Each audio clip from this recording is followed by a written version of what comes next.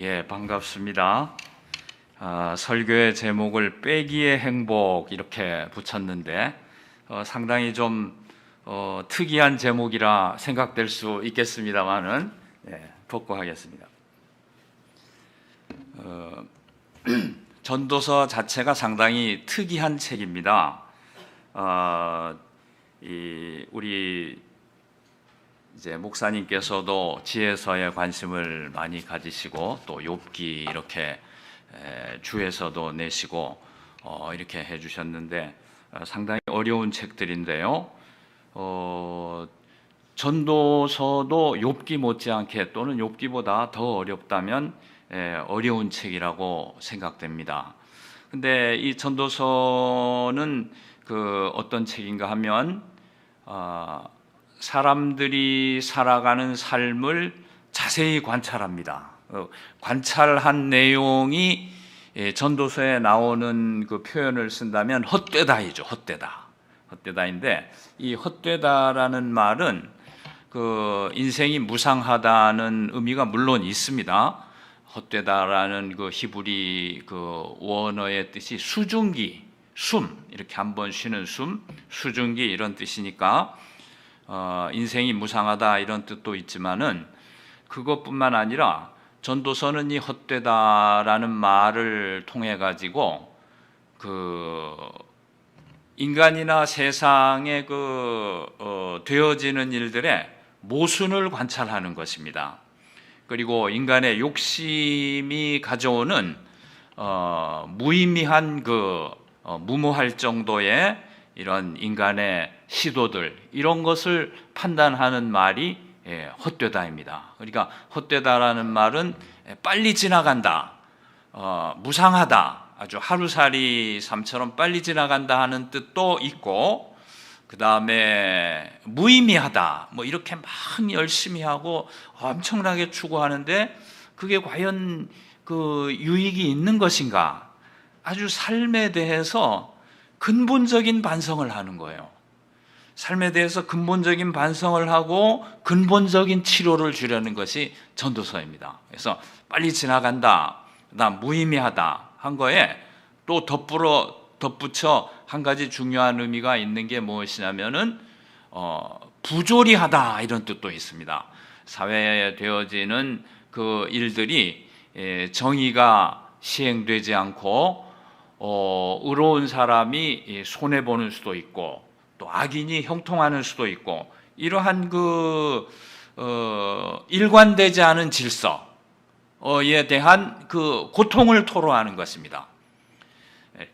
그래서 무상하다, 무의미하다, 부조리하다 이런 뜻까지 다 가지고 있는 것입니다. 삶에 대해서 예리한 관찰을 하고 삶에 대해서 조언을 해주려는 책입니다. 아까 말씀드린 대로 사람이 사는 것과 세상의 모순을 지적하고 인간의 욕심에 대해서 지적하고 인간이 살아가는 이 인류 역사에 불행의 원인을 밝혀내면서 그 원인을 제거하고 불안의 원인을 밝혀내고 그것을 제거해 주려는 책입니다. 그래서 단순히 그냥 무상하다 정도만이 아니고 이 삶에 대한 아주 예리한 관찰을 통해서 우리 그리스도인들이 이 땅을 살아가는 데에 큰 도움을 주려고 하는 책이죠. 비커만이라는 학자가 있었는데요. 구약에 나오는 책들 중에 다루기 어려운 책 4권 이렇게 해서 책을 낸 게 있습니다. 상당히 오래전인데 4개의 이상한 책, 4개의 성경의 이상한 책이라는 Strange Books of the Bible 이렇게 해서 낸 책이 있는데 거기에 전도서가 한 권으로 포함됩니다. 사실은 구약은 상당히 어려운 책입니다. 우리 이명택 목사님께서 이렇게 어려운 구약을 많이 연구하시고 해주셔서 우리가 많은 유익을 얻고 있는데요. 이 신약도 물론 쉬운 책이 아니지만은 구약은 어려운 책이 많은데 비커만이 4권의 이상하리 많지 어려운 책 고른 게 뭐냐면은 어떤 책이겠습니까? 다니엘을 골랐습니다. 다니엘. 막 이상한 환상이 막 많이 나오지 않습니까? 특히 책 후반부로 가면은 이해할 수 없는 이상한 환상들이 많이 나와서 다니엘은 정말 이해하기 어렵다. 한 권 뽑았고, 그 다음에 또 한 권이 뭐냐면 요나서. 요나서 재미있게 읽으십니까? 고래 뱃속에 들어갔다 나오고 어린이들 설교 때 많이 하지만 굉장히 까다로운 책입니다. 왜냐하면은 요나서는 이상하게 모든 선지자들이 존경받고 신앙의 모범이 돼야 되는데 요나서는 완전히 반대예요. 요나가 나오는 주인공이, 그 주인공이 아주 하나님 말씀, 하나님이 명령하니까 순종하지 않고 도망가지를 않나, 하나님 하는 거에 대해서 불평하지를 않나. 이방인들은 믿음이 좋은데 요나는 완전히 망가지는 게 요나서예요. 어려운 책이죠. 그 저도 신학교 오기 전에 이렇게 구약 성경을 읽다가 요나서를 읽으면 굉장히 마음이 착잡하더라고요. 요나, 대개는 성경에 나오는 인물들이 존경받고 딸을 모범이 되는데 이 요나를 사랑할 수가 없는 거예요. 하는 일이 그냥 이상해가지고. 이방 선원들은 기도하고 하나님을 찾는데 이 사람은 뱀이 창에 들어가서 잠을 잡니다. 요나는 하나님의 말씀을 불순종해가지고 불평이나 하고 도망 다니는데 니느웨라는 가장 악한 민족은 짐승들까지 회개를 합니다. 너무나 대조가 심하죠. 요나의 이렇게 망가지는 모습을 통해서 이스라엘이 지닌 그 배타적 국수주의 이런 거를 반성하는 것이 요나서입니다. 그래서 어려운 책이기 때문에 이 비커만이 요나서를 그 구약 성경에, 특히 구약 성경에 어려운 책으로 하나 꼽았고, 그 다음에 세 번째는 에스더서였어요. 에스더서는 하나님이나 여호와란 말이 한 번도 안 나오거든요. 아니, 하나님의 말씀인데 어떻게 주인공 하나님이 안 나오나? 그래서 에스더서가 과연 정경이 될 수 있나 하는 것이 많이 논의됐다고 할 정도로 에스더는 나름대로 어려운 책이죠. 그 책 내용 자체가 뭐 난해한 것보다는 그런 어려움을 가지고 있습니다. 그 다음에 나머지 한 권이 전도서인데요. 전도서는 불평으로 가득한 책이에요. 뭐 헛되다 이렇게 하고, 그 세상의 모순, 인간의 삶의 모순 이런 거를 많이 지적하고, 사실 번역은 좀 부드럽게 됐지만 원문을 보게 되면은 적어도 12장 8절까지는 너무 불평이 안개처럼 자욱하게 깔려 있는 것이 전도서입니다. 굉장히 어려운 책이죠. 그냥 좋은 말씀, 도덕적인 교훈만 이렇게 찾으려고 하면 안 되고요. 전도서는 그 인간 사람이 살아가는 삶, 그리고 이 세상이 얼마나 예측 불가능하고 이런 도덕 질서를 확인할 수 없고 이런 식으로 굉장히 그 인간의 삶과 역사와 사회가 가지는 모순에 대해서 깊이 반성하는 책이에요. 그러니까 그 반성대로 잘 알고 그 반성을 통해서 하나님이 어떤 메시지를 주시고자 하는가 하는 것을 알 때에 전도서는 비로소 이해가 되는 것입니다. 이 목사님 이제 욥기 책을 내셨는데요. 정말 욥기는 어려운 책이었어요, 저에게. 박사과정 공부할 때 1년을 욥기를 들었습니다. 사학점 1년 동안 하는데 얼마나 어려운지 새벽기도 가서 콰이어 타임을 히브리어 원문 가지고 1년을 했어요. 과목 따라가기 위해서 겸해서 하는데 단어도 어렵고 문장도 어렵고 또 그런 거 다 파악된다고 해도 과연 메시지가 무엇인가 굉장히 어려운 책인데 쭉 공부를 해보니까 전도서는 그렇게 단어나 이런 것들이 히브리어가 욥기처럼 어렵진 않지만은 메시지를 찾는 데 있어서는 욥기보다 더 어려운 것 같아요. 그래서 전도서를 읽을 때 단순히 인생 무상 이 정도로 끝날 것이 아니고요. 불편한 진실, 우리 인간이 자기 욕망과 경쟁으로 인해서 과다하게 자기를 마모하면서 말은 하나님 나라 그러는데 사실은 자기 이익을 추구하고 자기 영역을 넓히느라고 정신없이 뛰어가면서 스스로 불안해하고 스스로 불행을 자초하는 이런 인간의 모습을 그 옛날에 개그 프로그램에 불편한 진실이라는 꼭지가 하나 있었죠. 참 제목을 잘 붙였어요. 겉으로는 뭐 굉장히 구호도 좋고 대단히 훌륭한 것처럼 살아가는데 저도 그렇습니다. 뭐 이렇게 굉장히 점잖은 척하는데 사실 내용을 볼 것 같으면 인간의 욕심 이렇게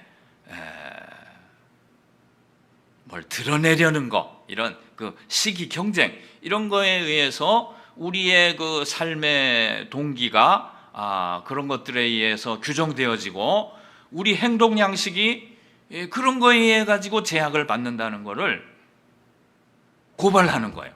이거 불편한 진실이죠. 그러니까 저는 이렇게 공부하다 보면 전도서를 쓰니 전도자는 솔로몬일 수도 있고 솔로몬이 아닐 수도 있는데 굉장히 괴짜입니다. 사람에 대해서 관찰하고 세상에 대해서 관찰하는데 전통적으로 보는 것과는 달리 특이한 관점으로 접근을 하는 거예요. 이 괴짜 천재를 통해서 우리는 우리가 가진 모순들에 대해서 불편한 진실을 알게 되고 정직하게 하나님 앞에 서게 되고 하나님이 우리 이해를 넘어서시는 그 하나님의 경륜에 대해서 겸손하게 엎드리고 그분을 찬양하도록 하는 그러한 책입니다. 전도서. 그래서 상당히 이제 어려운 책이지만은 우리에게 주시는 말씀이 굉장히 깊이가 있는데 오늘 4장 4절에서 6절 이렇게 지금 목사님께서 읽어주셨는데요. 4장 4절에서 6절 역시 전도서 전체의 메시지하고 이렇게 일맥상통하는 그런 부분이 되어서 오늘 같이 생각하게 되었습니다. 4절을 먼저 보시죠. 4절 보면은 내가 본즉 사람이 모든 수고와 모든 재주로 말미암아 이웃에게 시기를 받으니 이것도 헛되어 바람을 잡는 것이로다. 헛되다가 나왔죠. 무모하고 의미 없고 정말로 대단한 것처럼 이렇게 하는데 큰 모순이 있다는 걸 가르쳐 주시는 말씀인데요. 본즉 그랬잖아요. 관찰을 자세히 한 것입니다. 사람이 모든 수고와 모든 재주 이렇게 말했는데 인간이 많은 수고를 하게 됩니다. 얼마나 많이 수고합니까? 수고해가지고 이렇게 개발도상국에서 선진국 반열까지 이렇게 오게 됐고 또 사회에서도 우리가 얼마나 각종 직업을 가지고 수고하고 애씁니까? 모든 재주라고 했는데 이 키시론이란 말은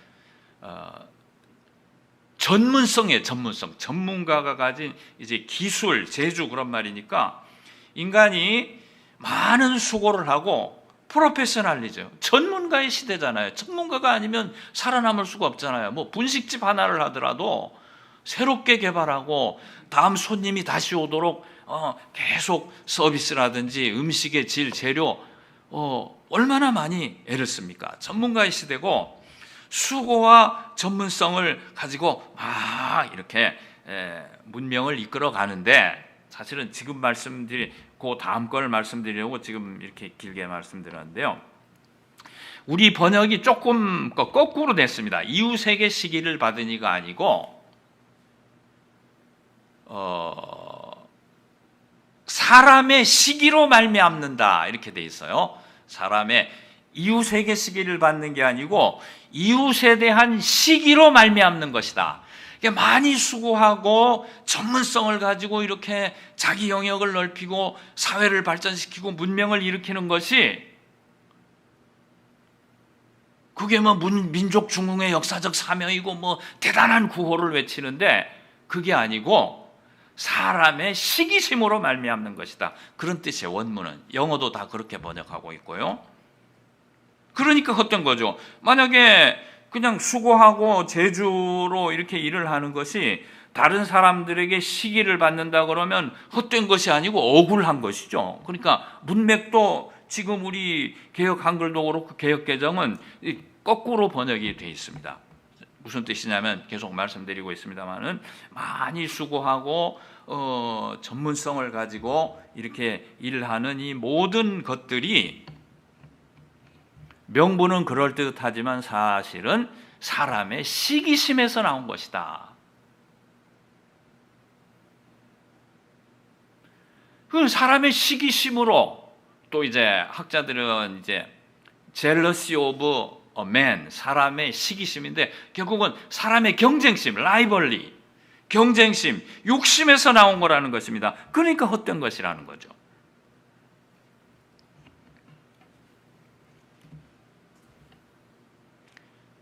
우리가 엄청난 경제 발전을 이루었으면 다 하나님 은혜 가운데 된 것입니다만은 하나님 은혜 가운데 된 것은 당연하고 그러나 우리 삶의 동기들을 살펴보자는 것이에요.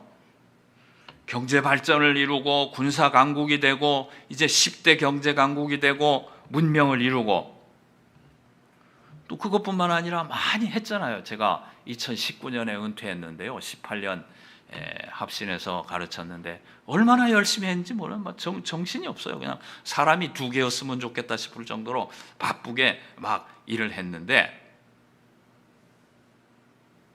그렇게 열심히 한 것들이 물론 하나님이 목사로 부름 받으니까 그 소명에 따라 했는데 하기는 했는데 열심히 했는데 또 뭐 그 열심히 한 자체가 잘못된 건 아닌데 우리 사람의 동기는 사람의 시기와 경쟁심에서 나와서 된 것이라는 것입니다. 하이델베르그 요리문답이라는 우리 장로교회에서 취하고 있는 아주 중요한 요리문답 62문에 보면 우리가 하는 가장 최선의 것도 불완전하며 죄로 오염되어 있다 이런 말이 있어요. 제가 여러 요리문답 중에 제일 좋아하는 구절이라고 이제 어느 구절을 제일 좋아하냐면 이 부분이라고 말하고 싶을 정도로 최선을 다합니다. 교수로서 18년 얼마나 열심히 했는지 모릅니다.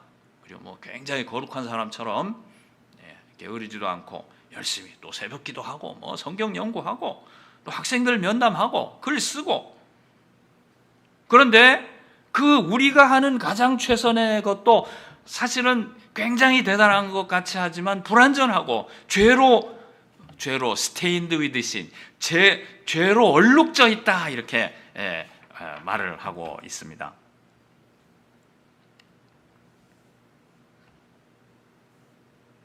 강의를 열심히 합니다.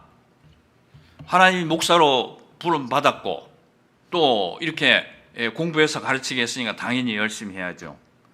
그러나 제 마음속 밑에 숨어있는 직접적인 동기는 항상 작용한 동기는 이 강의 평가가 나쁘면 총장한테 불려갈 텐데 학생들이 강의를 안 좋아하면은 이거 굉장히 곤란해질 텐데 그러니까 창피 안 당하기 위해서 열심히 준비합니다. 밤 2시, 3시까지 책을 씁니다.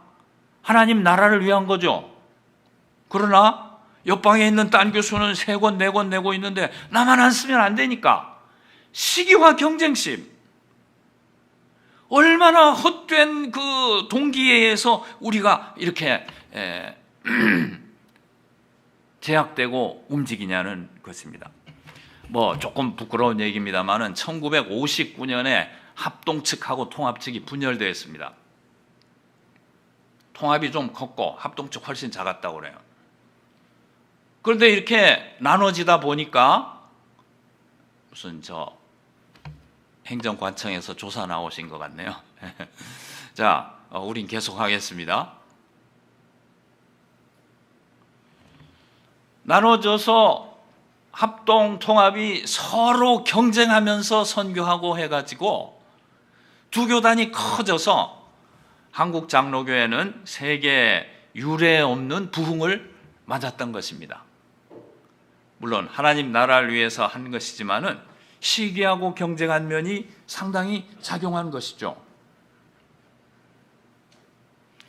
우리는 하나님께 부름받고 그 명령에 순종하기 위해서 게으르지 않고 열심히 주신 일을 감당해야 될 것입니다. 그러나 하나님의 영광이라고 구호를 외치고 하나님 나라를 이 땅에 구현한다고 외치지만은 사실은 우리 인간은 그게 부패성이죠. 전도서를 보게 되면은 전적 부패라는 걸 그냥 이제 알게 됩니다. 자기가 도태되지 않으려고 자기 이름을 얻으려고 발버둥 치면서 안간힘 쓴 것이 아니냐고 말입니다. 명분이나 구호는 그럴듯했지만 항상 우리는 우리의 이익, 우리의 이권의 노예가 되어서 얼마나 열심히 했냐고요.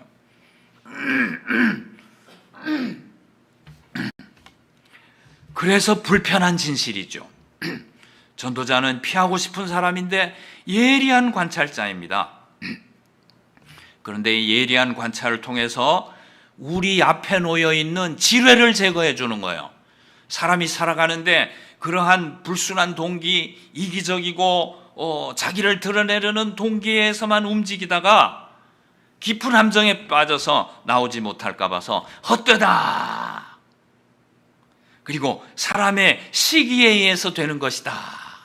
이렇게 지적하면서 지뢰를 밟지 않도록, 함정에 빠지지 않도록 미리미리 보호막을 쳐주고 있는 것이 전도서라고 말할 수 있습니다. 오늘날 우리 사회가 어떻습니까? 여러 학자들이 말하고 있다시피 전도서는 지금부터 적어도 한 3,000년 전에 쓰여진 책인데 굉장히 현대적인 책이에요. 여기 아마 전도서 전체를 통해서 가장 중요한 단어를 고르라고 한다면 4장 4절에 인간의 시기라는 말, jealousy of man. 그것이 사람이 열심히 일하고 뭐를 성취하고자 하는 동기가 되고 있다는 거예요. 오늘날 현대는 경쟁의 시대가 아닙니까? 얼마나 많은 경쟁, 시기심, 욕심 다 같은 말인데 어떤 학자는 현대 자본주의를 자전거 자본주의 이렇게 부르더라고요. 자전거가 어떻습니까? 자전거가 달리는데 멈추면 넘어지죠. 자전거는 달리고 있는 한 서 있습니다. 오늘날 자본주의가 그렇다는 거예요. 공장을 세웠으면 계속 생산해내야 됩니다. 멈추면 언제 부도가 날지 몰라요. 계속 생산해야 되니까 매스컴을 통해서 사람들에게 계속 소비를 권장합니다. 마케팅이라는 게 얼마나 큰 산업 분야가 되었습니까? 자전거 자본주의, 소비 자본주의. 그러니까 우리는 그냥 살아가는 삶 자체가 이루어라, 이루어라, 성취해라, 성취해라, 더 가져라, 더 가져라는 설교를 계속 듣고 있는 거예요. 예수님이나 바울의 설교는 멈춰라, 절제해란데 계속 가져라, 가져라, 가져라, 달려라, 달려라 하는 설교를 듣고 있는 겁니다. 그래서 오늘 설교 제목이 빼기의 지혜입니다. 길어질까 봐 빼기의 지혜, 빼기의 행복 이렇게 만들려고 그러는데요.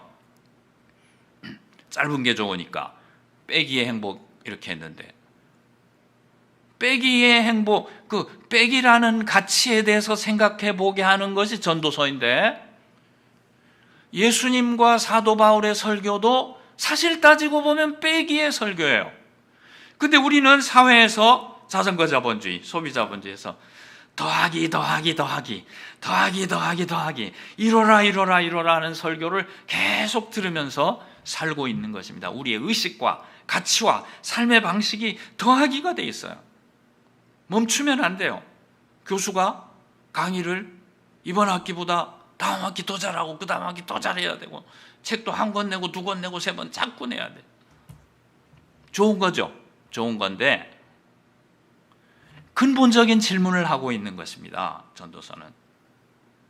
그런데 생각해 보십시오. 차가 달리는데 엑셀레터만 있어. 가속기. 그리고 브레이크가 없어. 어떻게 되겠습니까? 적절한 데서 섰다가 달리고 해야 되는데 계속 더하기, 더하기, 더하기만 하면은 큰일 나는 거죠. 전도서는 더하기만 하는 그 인간의 시기라는 동기에서만 움직여는 갈 수 있는 우리에 대해서 적절한 수준에서 브레이크를 걸어주려고 하는 책입니다. 2017년에 캘리포니아에 안식년 얻어서 다녀왔는데요. 그 캘리포니아라는 데는 햇빛이 너무 좋아요. 너무 햇빛이 잘, 비는 안 와. 그러니까 사막이 돼가지. 한국에서는 요즘 이제 공해 때문에 햇빛이 모자라서 햇빛이 안타까웠는데, 햇빛이 아쉬웠는데 막상 또 캘리포니아를 가보니까 너무 햇빛이 좋아가지고 저희 집사람 같은 경우는 싫대요. 너무 햇빛이 좋아가지고. 캘리포니아 지역은 이렇게 캘리포니아 동쪽으로 이동해 보면 초기 사막식이랍니다. 계속 이렇게 비가 안 오고 햇빛만 나면은 사하라 사막 같은 사막이 돼가는 거예요. 사는 것도 햇빛이 필요하지만은 비가 내려 주어야 좋은 땅이 되는 것인데, 계속 우리는 달리기 더하기에만 이렇게 그런 의식 속에, 그런 가치 주입 속에 살아가는 그런 시대가 되었습니다. 그래서 현대인들에게 필요한 것이 힐링이란 말 얼마나 많이 씁니까? 뭐 음식 먹으면서도 힐링된다고 그러고, 여행 가도 힐링된다고 그러고, 친구들하고 수다 떨면서도 힐링된다고 그러고, 많은 가게 이름, 또 뭐 병원 같은 건 말할 수 없이 휴라는 글자 붙어 있는데도 많은 걸 봅니다. 그만큼 사람들이 많이 지쳐 간다는 것이죠. 사절은 그 정도 설명하면 될 것 같습니다. 인간의 시기와 경쟁과 욕심에 의해서 우리 행동 양식이 규정되고 그것에 의해서 끝없이 추구하는 쪽으로 나가게 되는 것이 인간의 삶이요 사회의 방향이라는 것입니다. 이것도 좀 부끄러운 얘기인데요. 청년 시절에 순복음교회에서 하는 기도원이라든지 기도하러 많이 다녔습니다. 저희 청년 시절에는 오살리 기도원 같은데 안 가본 사람이 없을 정도로 다녔는데, 너무나 가난하고 찌들리고 힘겨운 가운데 사는 사람들에게 이 오순절 운동은 굉장히 격려를 주고 기도도 많이 하게 되고 긍정적인 사고방식을 불어넣고 이제 은사 같은 것도 많이 일어나는 것으로 이렇게 보도되고 했는데, 그러한 그 오순절 메시지 같은 게 장로교회도 많이 거기 1970, 80년을 지나면서 순복음 신드롬이라고 할 정도로 많이 영향을 받아서 많은 경우는 우리 교회 메시지도, 제 청년 시절 얘기입니다, 더하기 설교만 듣고 살았어요. 예수 믿고 복받자, 더하기. 세상만 더하기를 설교하는 게 아니라 교회에서도 자꾸 더하기만. 그러다 보니까 예수님이 나를 따라오려거든 자기를 부인하고 십자가를 지고 나를 따르라 하는 말씀은 성경에 있는 건 분명히 알고 기독교 본질에 해당되는 것 같은데 전혀 나의 삶과는 접촉할 여지가 없는 거예요. 성령의 열매하면 오래 참고 절제하고 충성하고 하는데, 그것이 내 삶의 자리 잡기는 벌써 내 의식이나 가치나 삶의 방식이 너무나 더하기에 중독되어 있기 때문에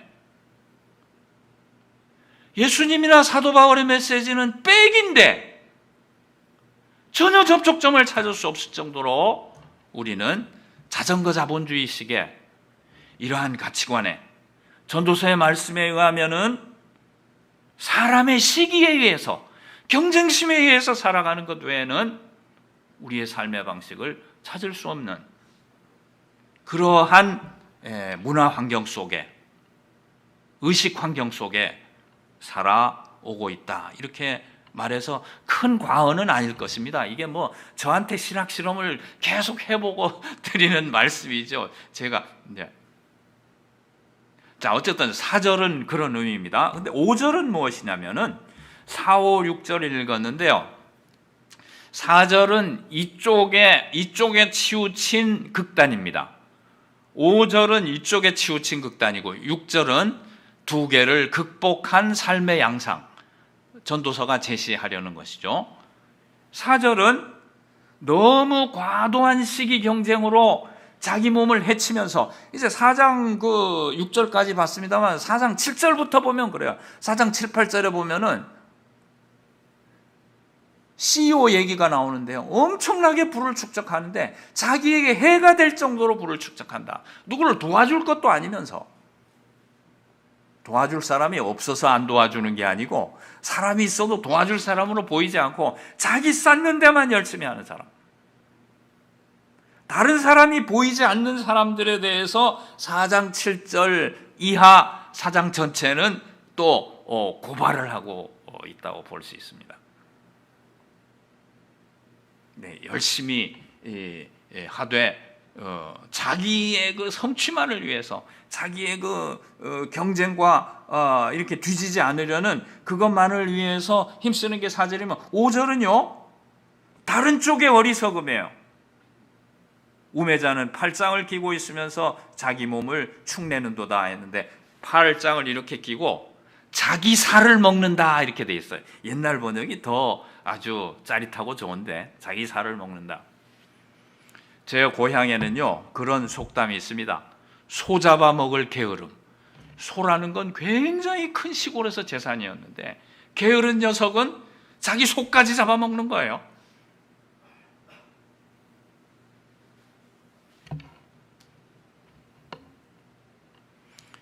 가만히 살피게 되면 인간의 가장 큰 죄는 게으름이 아닌가 그렇게 생각될 때가 있습니다. 게을러서 기도 못하고, 게을러서 성경 보지 못하고, 게을러서 하나님의 일 이루지 못하고. 그러니까 한쪽은 자기 이권, 자기 이익이란 동기로 과도하게 애쓰는 극단이고, 한쪽은 자기만 망할 뿐만 아니라 이웃도 못 도와줄 정도로 피폐해가지고 게을러서 아무것도 하지 못하는 그런 극단. 6절은 무엇을 말하냐면, 두 손에 가득하고 수고하며 바람을 잡는 것보다 한 손에만 가득하고 평온함이 나으니라. 두 손이 있죠. 두 손이 있는데 두 개 다 채우려고 하지 말라는 거예요. 그러니까 이것도 그 전도서를 읽는 사람들이 참 이해하기 어려운 말이다 그렇게 생각될 수 있는데요. 한 손에만 가득하고 평온한 것이 훨씬 낫다는 거예요. 두 손에 다 채우려고 그 시기심과 경쟁심으로 막 애쓰면서 수고하고 하는데 그게 바람을 잡는 것이라고요. 뭐 대단히 이루는 것 같지만 남는 게 없고 이거 헛된 거죠. 한 손에 채워질 때에 그것에 만족하고 평안한 것이 낫다. 과도하게 뭘 이루는 것도, 게을러 빠져서 아무것도 못하는 것도 다 잘못된 거고, 두 손 욕심내지 말고 한 손에 채우고 평안하는 지혜를 가져라. 현대인들 체질에 잘 안 맞죠. 자전거 자본주의 시대 사람들에게 잘 안 맞습니다.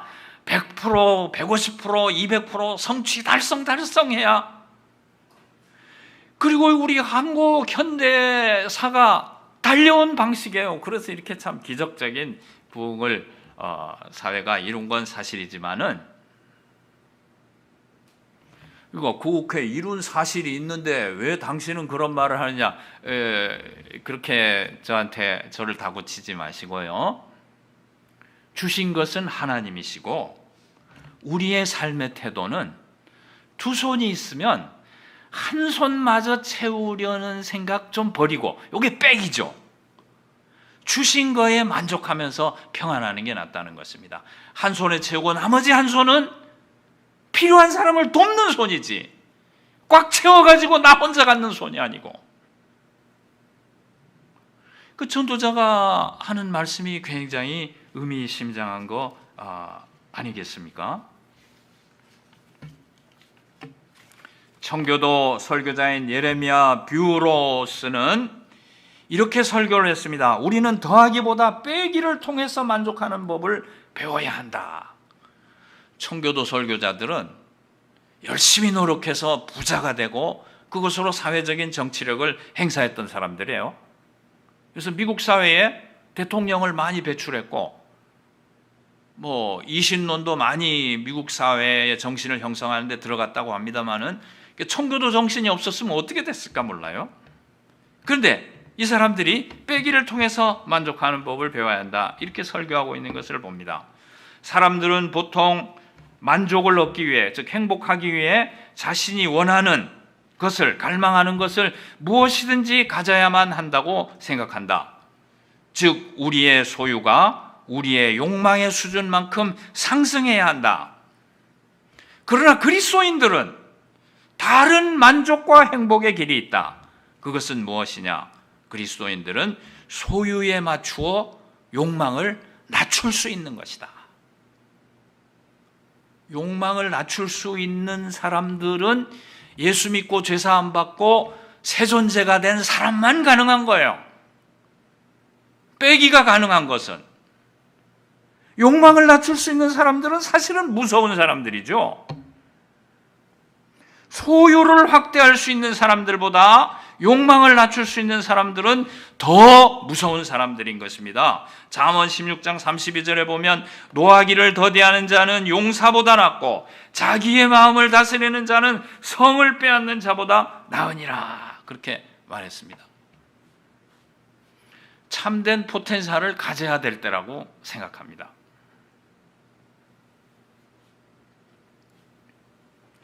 체스터톤이라는 설교가는 넉넉하게 소유하는 길이 두 가지가 있는데 하나는 더욱더 많이 축적하는 것이고 다른 하나는 덜 욕망하는 것이다. 장로교에서 쭉 자라왔지만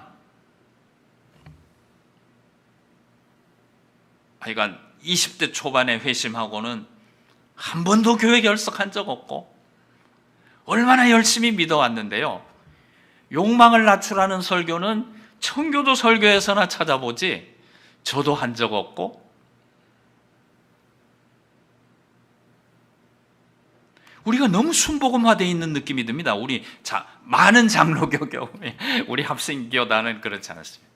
합신교단 유일한 희망인데, 디모데전서 6장 8절에 우리가 먹을 것과 입을 것이 있은즉 족한 줄로 알 것이니라. 히브리서 13장 5절 돈을 사랑치 말고 있는 바를 족한 줄로 알라. 그가 친히 말씀하시기를 내가 과연 너를 버리지 아니하고 과연 너희를 떠나지 아니하리라 하셨느니라.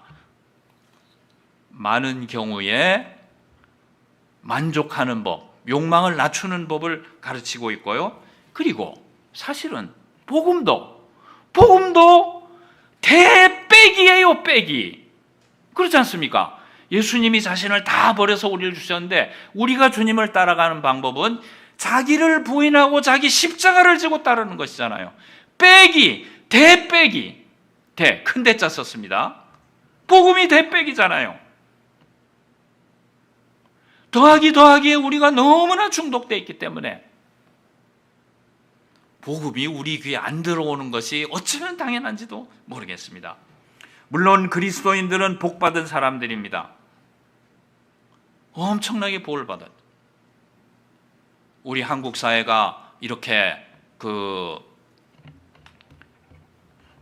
많은 복을 받고 이제 10대 경제국가하고 2년 연속 G7에 초청되고, 기존의 G7 가지고는 자유민주주의 질서하고 시장경제를 세계를 이끌어가지 못한답니다. 한국, 호주 이렇게 불러들여야 할 수 있을 정도로. 2018년에 죄송합니다. 그냥 대강의 수치로 2018년에 3만 불을 개인당 국민소득 3만 불을 넘어서 선진국이 됐죠. 올해 UN 어느 기구에서 한국을 공식적으로 개발도상국에서 선진국으로 규정을 했답니다. 상상할 수 있습니까? 1953년에 57불이었는데 세계에서 제일 꼴찌인가 꼴찌에서 두 번째인 이렇게 저희 지내온 동안은요, 한반도에 태어나는 거를 얼마나 원망하고 저주하면서 살았는지 모릅니다. 저주까지는 아닌지 모르지만은 우리는 왜 이렇게 척박한 땅에 태어났나? 하나님이 이렇게 복을 주실 줄은 정말로 꿈에도 상상할 수 없었을 것인데, 간절한 성도들의 기도 하나 들으시고 하나님이 얼마나 많은 복을 주셨는지 모릅니다. 근데 정신 차려야 될 게 있어요. 기도하고 헌금하고 열심히 하니까 복을 주셨다. 그러니까 복을 더 받기 위해서는 우리가 뭘 더 열심히 해야 된다. 그거는 아니죠. 기독교는 마술이 아닙니다. 내가 무엇을 하나님 앞에 갖다 놓았기 때문에 하나님이 주신 게 아니에요.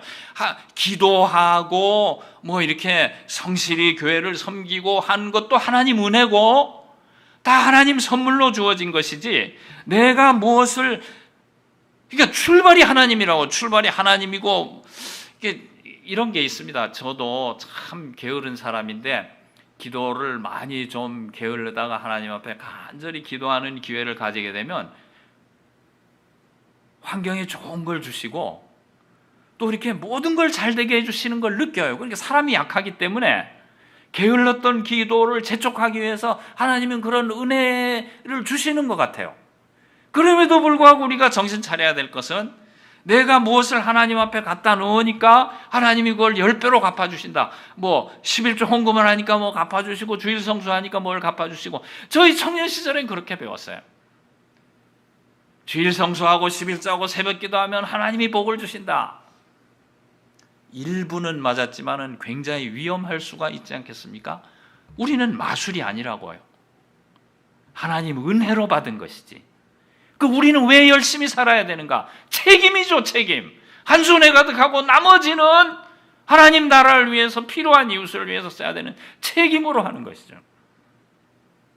그래서 아이앙 프로비라방이라는 그 전도서 그 주석가는 이런 말을 했습니다.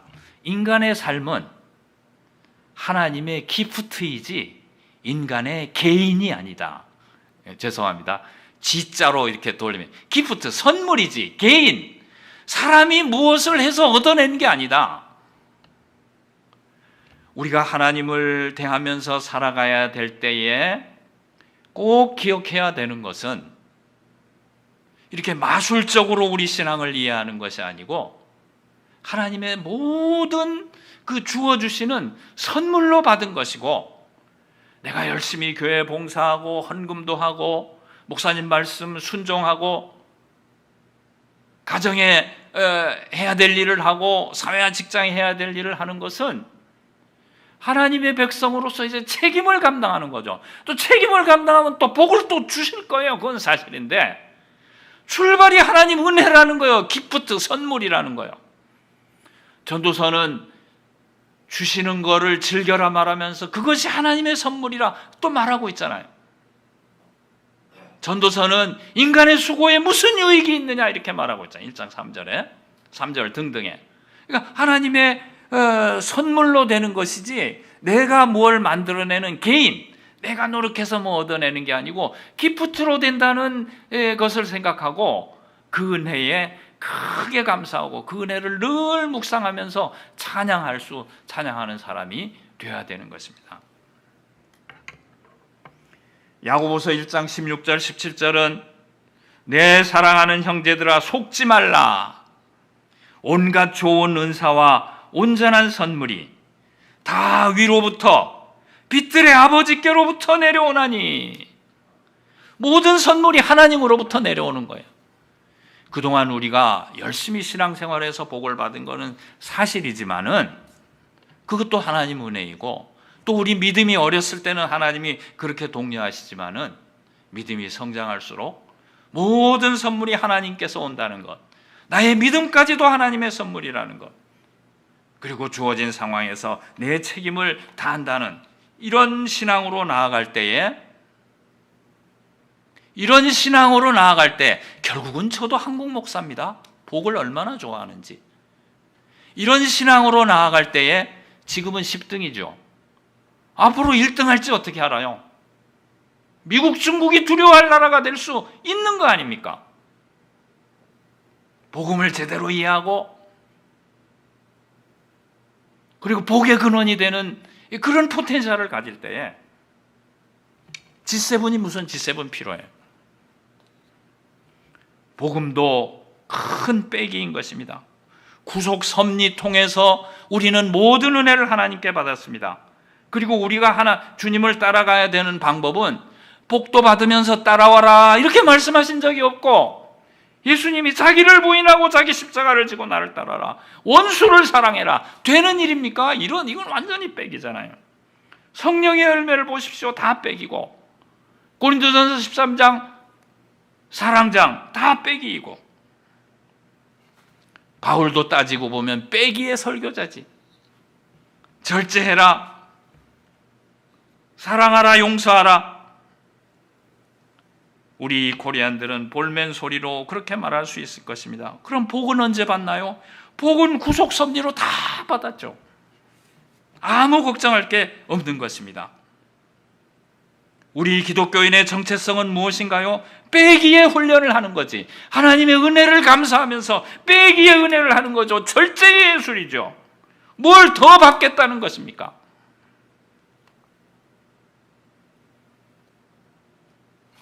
빼기는 우리 것이고요, 더하기는 하나님 거예요. 근데 왜 하나님 거를 내가 얻겠다고 막 하냐고. 더하기 하게 되는 것은 결국은 사람의 시기로 말미암는 것, 거기에 절제의 예술을 더해서 우리는 한 손에 가득하고 평온함을 얻는 그런 지혜를 가질 수 있어야 되겠습니다. 이제 정리를 하겠습니다. 그러면 빼기의 지혜를 가지고 빼기의 행복을 누려야 되는데, 그럼 이 빼기 하는 태도는 어떤 것이냐? 한 세 가지만 정리하고 마무리하려고 합니다. 첫째는 하나님 주시는 것을 감사히 잘 받을 수 있어야 되겠어요. 우리는 하나님 보좌를 흔들어 가지고 내 뜻에 맞는 것으로 만들겠다고 달려들기 쉬운 우리들인데, 하나님은 많은 경우에 내 생각과 다른 방식으로 훨씬 좋은 것을 주시더라고요. 그래서 학생들하고 이제 그렇게 나눕니다. 자, 하나님께 기도했습니다. A를 주세요. 기도했습니다. A를 주셨습니다. 그럼 어떻게 하죠? 할렐루야. 감사하잖아요. 주셨으니까. 근데 A를 달라고 그랬는데 A를 안 주시고 B를 주시거나 뭐 안 주시고 하나님이 이상하게 시간을 끄시고, 그러니까 하나님도 보통이 아니세요. 시간을 끄시고 좌우간 달라고 하는 대로 안 줬습니다. 그러면 우리는 어떻게 해야 됩니까? 더블 할렐루야죠. 왜냐하면 내 뜻이 아니고 하나님 뜻이 이루어졌으니까 더 좋은 게 기다릴 거 아닙니까? 저는 제가 생을 살아오면서 중요한 경점 때마다 하나님이 나타나셔가지고 제 가는 길을 방해하셨어요. 이때 좀 안 나타나셨으면 좋겠는데, 평소에는 안 계신 것 같은데 중요한 때 나타나가지고 아니야, 이거 저쪽으로 가. 죽을 지경이더라고요. 몇 달 밥도 못 먹고. 근데 지나고 보면 그 중요한 시점에 간섭하신 그것 때문에 제 생이 얼마나 복되고 얼마나 다행하고 안전했는지.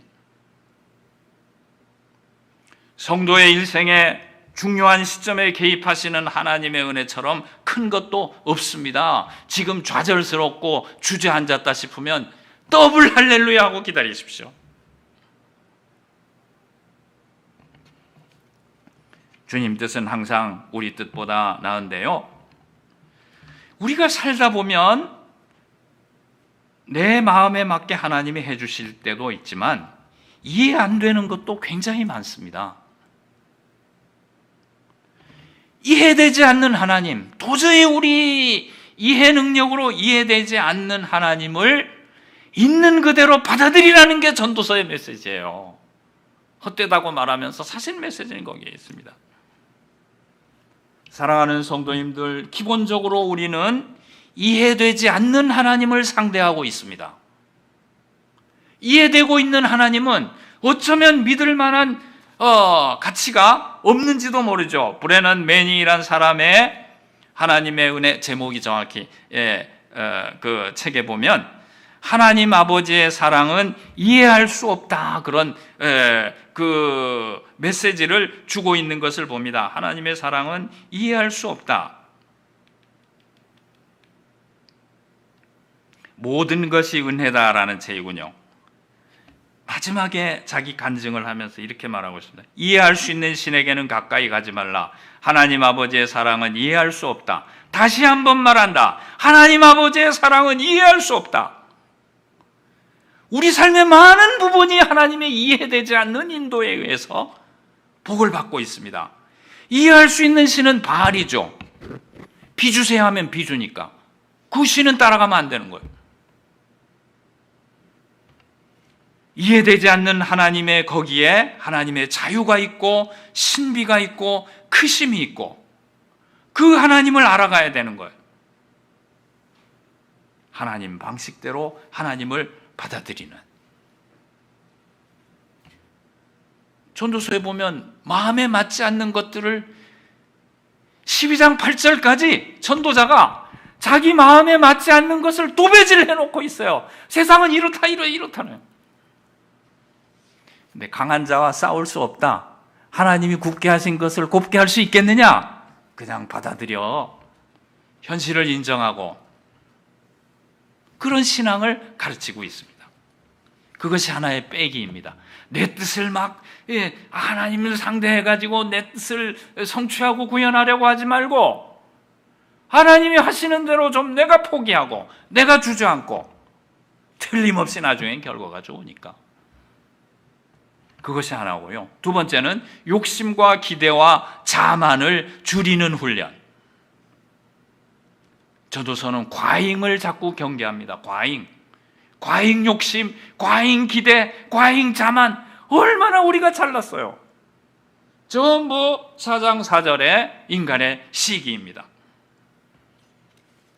나와 남에 대해서 과도한 너무 많은 기대를 하지 말고 너무 이상적인 기대를 하지 말고 욕심을 줄이고 자만을 줄이는 성령의 열매를 맺는 오래 참음과 충성과 절제.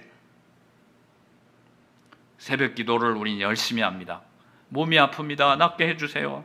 아이 수능이 있습니다. 은총을 베풀어 주세요. 남편 직장 안전하게 해주세요. 승진하게 해주세요. 그것도 많이 기도해야 되지만 욕심을 통제하게 해주세요 하는 기도도 중요한 기도 제목이 되어야 될 것입니다. 그게 빼기의 지혜고 빼기의 행복이죠. 마지막으로 세 번째는요. 자, 빼기의 지혜의 정점은 무엇일까요? 전도서 문맥 전체를 보게 되면은 전도서는 우리가 살아가는데 아주 중요한 지혜, 아주 중요한 빼기 지혜가 있는데 그게 뭔지 아느냐? 죽음의 자리에서 삶을 바라봐라. 또 이렇게 말하고 있어요. 전도서는 참 이상한 책입니다. 죽음에 대해서 처음부터 끝까지 얼마나 열심히 말하는지 모릅니다. 1장에도 보면 세대가 오고 가고 죽는다는 거죠. 2장에도 보면 의인과 악인이 죽고 3장에 보면 인간이 짐승. 아차하면 안 보이는데 잘 보면 죽음이라는 문제를 계속 말하고 있습니다. 12장에 보게 되면 나이가 들어서 이제 그 조문객들이 거리에 돌아다니고 이렇게 우물에 이제 그 도르래가 풀어지고 이렇게 7장 2절 초상집에 가는 것이 잔치집에 가는 것보다 나으니 모든 사람의 끝이 이와 같이 됨이라. 산자는 이것을 그의 마음에 둘지어다.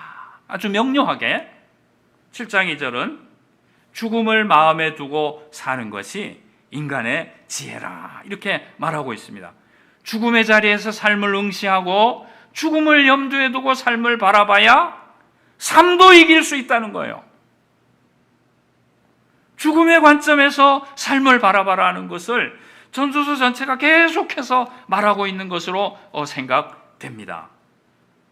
김훈은 어떻게 죽을 것인가 하는 책에서 삶은 무겁고 죽음은 가볍다.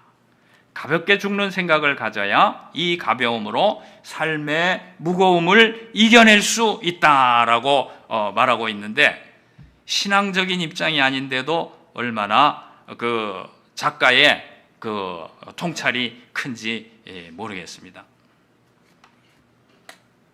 그리스도인에게는 죽음이 좋은 것이죠. 빌립보서 1장 23절에도 보면은 떠나서 그리스도와 함께 있을 욕망을 가진 이것이 더욱 좋다. 이 세상의 고통이 그치고 주님 품에 안기고 부활의 소망 가운데 살아가게 되니 죽음은 나쁜 것이 아닌 것입니다. 그래서 죽음의 관점에서 삶을 바라보라는 것을 꺼림칙하게 생각할 것이 아니고 오히려 우리 삶에 다가오는 그 현실을 그대로 인정하고 삶까지 이겨내라는 교훈이니 전도서의 이런 가르침에 창념해야 되지 않겠습니까? 제가 데이빗 깁슨이라는 분이 전도서 주석을 하는데 죽음에 대해서 아주 이러한 죽음이라는 꼭 죽음이 좋은 거라고 제가 추천하는 건 아닙니다. 사도 바울의 입장에서 보면 좋은 거지만은 제가 현실적으로 드리는 말씀은 뭐냐면은 언제 죽을지 모르지만 죽는 건 현실이잖아요. 그러니까 그 현실을 가지고 삶을 이겨내는데 효과적으로 사용하자는 것이죠. 요것만 읽고 마치면 될 것 같습니다. 나는 언제 죽을지 모른다. 나는 내가 언제 죽을지 모른다. 단지 내가 죽는다는 사실만 안다. 나는 죽을 것이고 당신도 마찬가지다. 그런데도 내가 이 책을 쓰는 이유는 내가 죽을 준비가 되어 있기 때문이다. 전도서 주석에서 아주 첫 부분에 죽음이라는 주제를 다루고 있습니다. 전도서 주석가들도 죽음이라는 토픽을 본 사람이 있고 또 잘 안 본 사람들이 있는데요. 관찰한 사람들의 관찰이 정확합니다. 우리는 여러 가지 방법으로 자신의 마지막을 마주하지 않으려고 한다. 그렇죠. 아내가 죽는다면, 아이들 가운데 한 명 혹은 나와 가장 가까운 다른 사람이 죽는다면 어떠한 일이 일어날지 나도 걱정스럽다. 하지만 나 자신은 죽음을 두려워하지 않는다. 나 자신의 죽음 혹은 죽어가는 상태와 연관지어 나를 짓누르는 것은 아무것도 없다. 성경을 성실하게 읽은 사람이 얻게 되는 지혜인 것 같아요. 여기 사진에 보면 젊은 학자인데 어떻게 이렇게 영국 학자인데 저는 이 서양 학자들 보면 부러운 게 있습니다. 성경을 읽어놓고 딴 생각을 안 한다는 거예요. 그대로 믿어. 나를 짓누를 게 무엇이 있느냐. 나도 당신의 생각을 바꾸어 주고 싶다. 확신컨대 죽음에 대해 올바른 관점을 가질 때에만 삶에 대해 참된 관점을 가질 수 있다. 자신의 죽음을 염두에 두고 사는 것은 현명하고 자유롭고 관대하게 사는데 도움이 될 것이다. 이런 태도는 당신에게 대범한 마음과 넓은 아량을 선사할 것이고 삶에서 만나는 온갖 소소한 일들을 깊고 풍부하게 누리게 해줄 것이다. 죽음은 당신에게 웃음의 의미를 가르쳐 줄 수 있다. 나는 이 모든 것을 전도서에서 배웠다. 전도서는 나의 죽음을 바꾸어 놓았다. 그렇게 말하고 있습니다. 죽음의 관점에서 삶을 응시할 때에 우리는 자유하고 관대해진다는 것이죠. 대범하고 넓은 아량을 가질 수 있다는 것이죠. 빼기, 생소하고 불편한 주제입니다. 그러나 하나님께서 우리에게 다가오시는 그대로 수용하고 우리의 과도한 욕망, 성취 이런 것들을 하나님의 관점에서 살피고 죽음이라는 현실을 우리 삶의 무게를 이겨가는데 도구로 사용하고 이렇게 나아간다고 할 때 우리의 삶에 다가오는 많은 고통, 엄청난 짐, 불안, 두려움 이런 것들을 하나님의 은혜 가운데 능히 이겨내게 될 줄로 믿습니다. 기도하겠습니다. 하나님 아버지 감사합니다. 더하기를 많이 의식 속에 배우게 되는 사회이지만 빼기의 지혜를 통해서 복음을 익히고 세상의 삶을 이겨낼 수 있는 지혜를 주시는 말씀에 창념하여 날마다 승리하고 주님 찬양하며 따라가는 저희들 되게 인도해 주옵소서.